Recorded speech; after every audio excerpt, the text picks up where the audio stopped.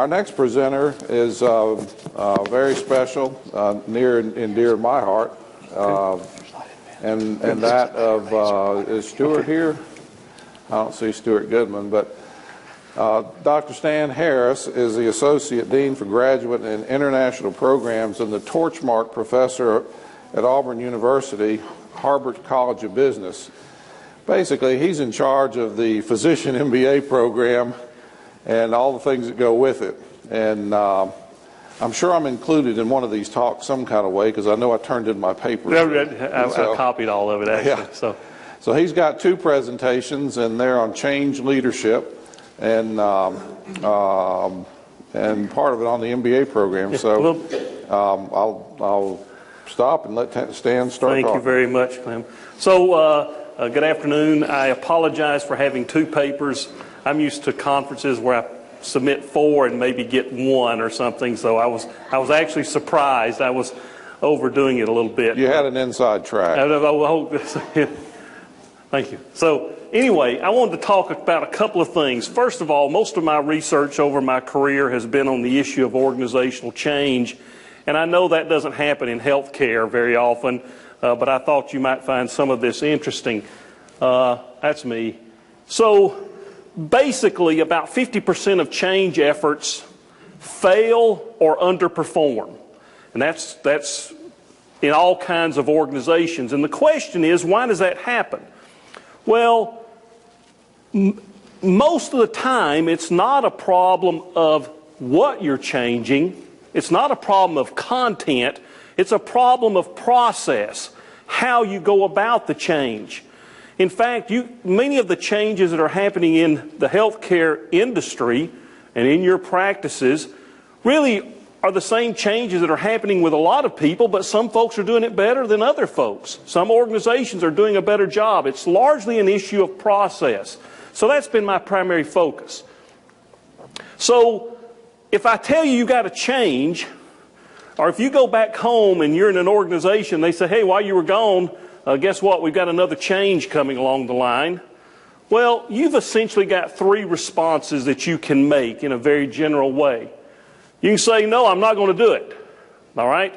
And that could be, we call that resistance. That could be, kind of very clear resistance, or it could be more, you drag your feet.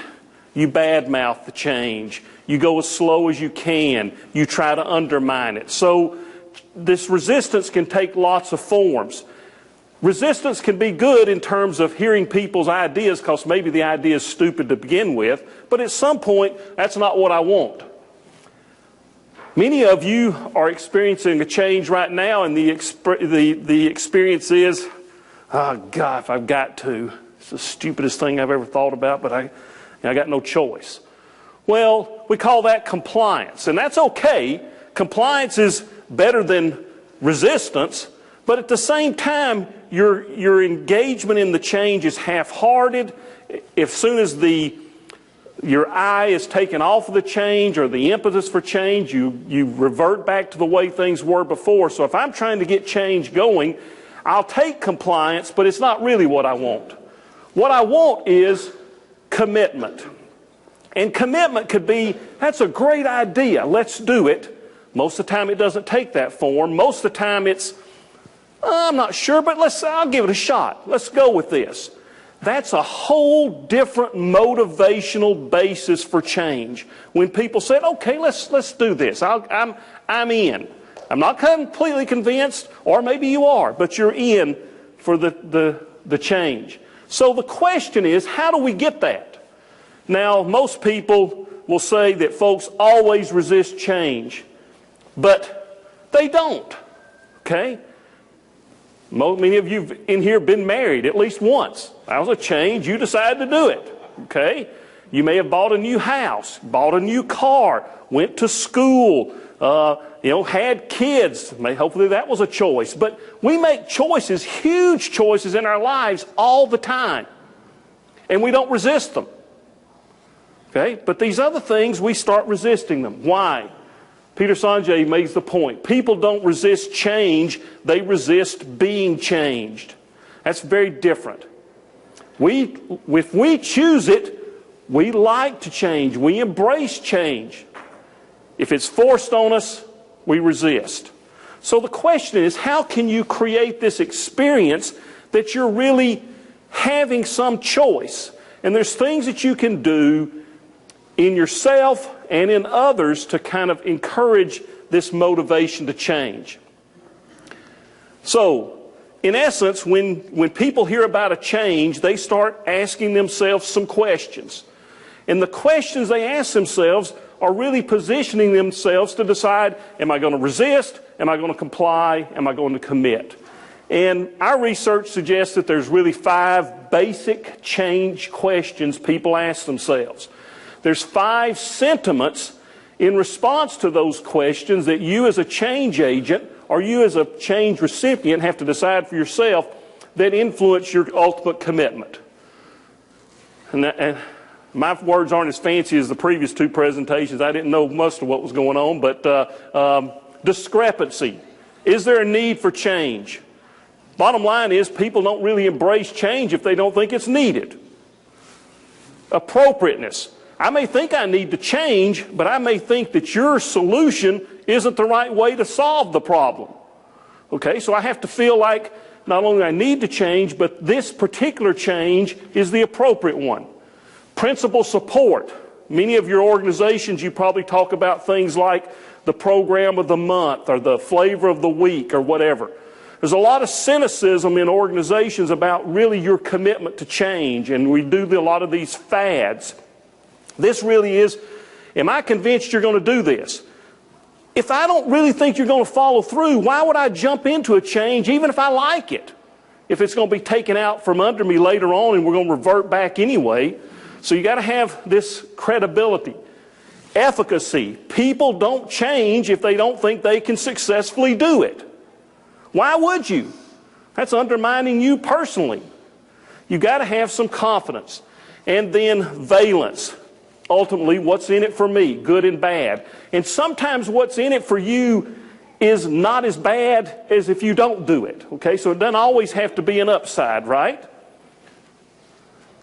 So basically, I argue that creating this message and sending these sentiments, creating these sentiments, help create readiness for change, help you actually implement the change, help that change build commitment, and ultimately be institutionalized.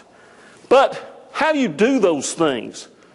Well, it's basically a communication process where you're trying to persuade others. You got to have credibility to pull it off. If people don't believe you, hey, we need to change. Well, if you don't have credibility, that's not going to work, right? Emerging group support, as other people get on board, it starts for, hey, my good friend believes this is all right. I'm going to go, I believe them as well. And then we talk about 6 basic strategies. If you are trying to lead a change, you need to get out in front of people and talk to them about it. You need to explain it. You need to give them the answer. We need to change. This is why we can change. I'm going to stand behind it. Here's what you got to gain, etc. You have to empower people. If you allow people to be involved in the decision to begin with, they're much more hey, we got to change. Help me figure out how to do it. Well, I'm not going to choose something I don't think I can accomplish.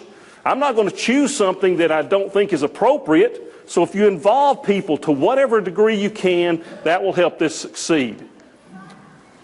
Internal and external information, share, openness of information, share. Look, here's what's happening in the world around us. Here's what's happening in our organization. Create structures and procedures that support the change. You see this in your procedures for medical care. If you create structures to keep reminding people, okay, so you got to make sure that the structures of your organizations and your procedures match the kind of change, one that sends the signal that you're serious about it. Select the right people, reward them for the right thing, appraise them, train the heck out of them so they can do it. Okay, those are human resource practices.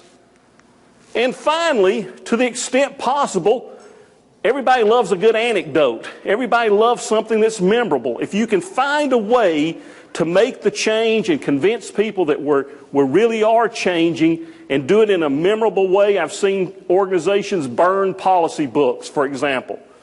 If I'm the leader and I get up there and burn the policy books, it's hard for me next week to say, hey, that was just a joke. We're really going back the old way. Okay, it sort of sets a line in the sand. But in essence, our experience suggests that if you create these sentiments as reflected in this message, supported by these strategies, you're much more likely to create an environment and a culture where people will embrace and be more likely to be committed to the change effort. Okay?